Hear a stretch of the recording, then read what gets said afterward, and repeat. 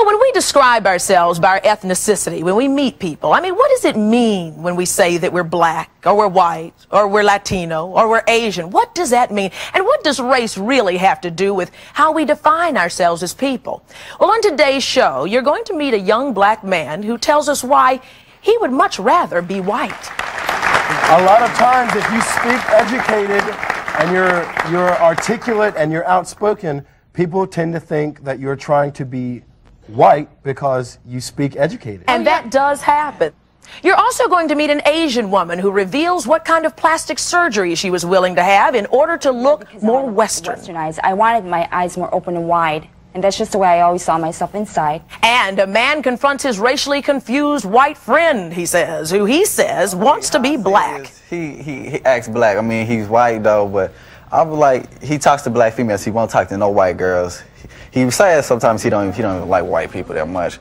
I'm saying, I was like, we walk around, people laugh at him because how he walk. But first I want you to welcome Robert. He's from Camden, South Carolina. And I also want you to welcome Pamela from Los Angeles, California. Now, Pamela is a biracial woman who spent years, she says, being ashamed of her racial heritage until she finally accepted who she was, all of who she is. Robert says he feels rather antisocial around black people, and sometimes he says he just downright wishes that he was white. Why, Robert?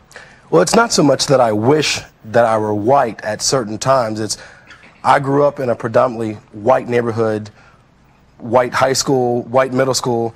Everyone I predominantly associated with was white. So at times when I tried to integrate myself into black society or black culture, I was ostracized vehemently, to the point where I was called names. I was called a sellout. I was called an Uncle Tom. Anything that you can associate with the black man sticking to the white man or snuggling up to the white society, that's what I was called. So you talk like you white, you walk like you white, you think you white. That's the type of thing that you heard? Well, it was so much, you talk white, you act white, you dress white, you hang around white people, and I've never understood what talking white really was. I don't think I speak white. I think I speak educated. I don't think I speak white. As far as the way I dress in a manner that makes me comfortable. If I wear something today that I feel comfortable in, if I don't feel comfortable wearing it tomorrow, then I won't wear it. As far as the way that I act and the people I associate myself with, I associate with people that make me feel good about who I am, what I'm going to be, who I was yesterday, and who I'll be tomorrow. But that does do something to you when your own are calling you something else. Oh, yes, it does. It makes you feel very bad when the people that are supposed to be united and strong together as a black race ostracize one person because they don't feel that that one person typifies what they consider black pride. And what has that done to you? I won't say that it makes me angry because I'm not angry at anyone. I'm not going to point a finger and lay blame on any particular group of people or race for that matter. It just, I don't know, it makes me stronger, makes me a stronger person, so I can be who I am, be proud of who I am and how I am.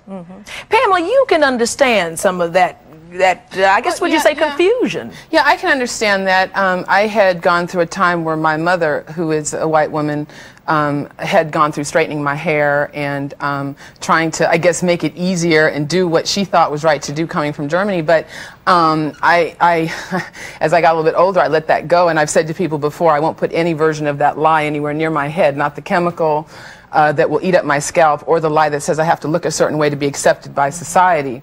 I think it's unfortunate that Robert feels this way in certain areas. I think you have a very strong statement in saying that you will be who you need to be, because I think everybody in this room and anybody that may be watching was made by a divine power that's greater than any of us, and whatever your belief system is, I respect that, and that we're all beautiful the way we were made. Just sitting here and observing you, the contact lenses you've put in your eyes are obvious.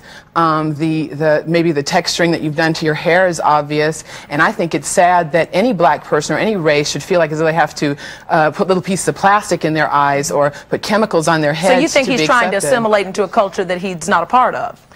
Not necessarily not a part of, because I will be a German and an African American.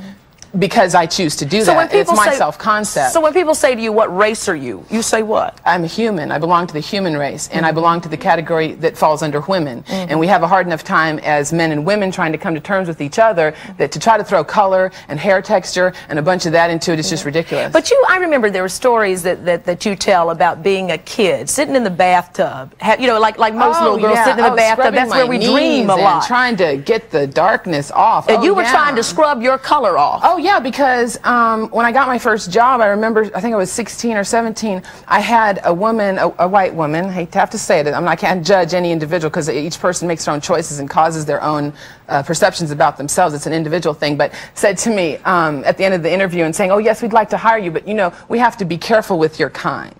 And my mother was very much into the love, Woodstock daisies, having conceived us in the 60s, early 60s, and really believed that love and peace would heal everything, and that's very honorable. Yeah, but your mom also went through some tough times. As I remember when your mom had business meetings at home, here's this German woman with this black child, and she would put you in the back room. She hid us and turned down the photos and said, don't come out till mom says it's okay. But you see, it's not her. I was angry with her for a long time, but then as I became an adult and I had to make adult choices and either look around the room and judge or do business with other people, I figured out, wait a minute, who were those people who made her feel that way, that she had to do that? I was less angry with her for telling me I was beautiful and telling me that I was special and telling me that I didn't have to worry about things, because that's all she wanted me to believe. But she didn't tell me the negative side. She didn't tell me there were going to be ugly people out there that would make her or people like Robert feel like as though they have to be something different than what a divine power made them to be. Imagine the struggle of a mother who has to deal with children who are going through this very dilemma.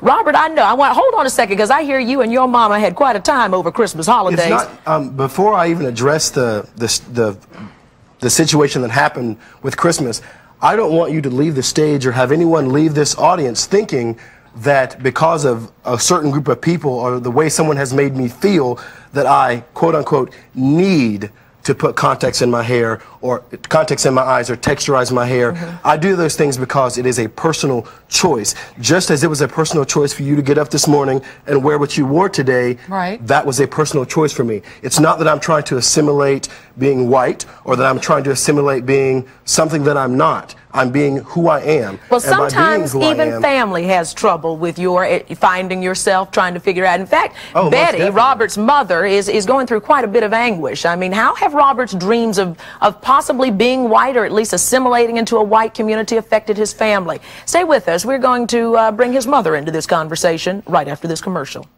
My son is 19 years old and in college and came home at Christmas time from South Carolina, and he doesn't want to hang out with his mom, Betty. He wants to be with his friends. You know what he should do? He should stay out there with his friends. Why come home at all?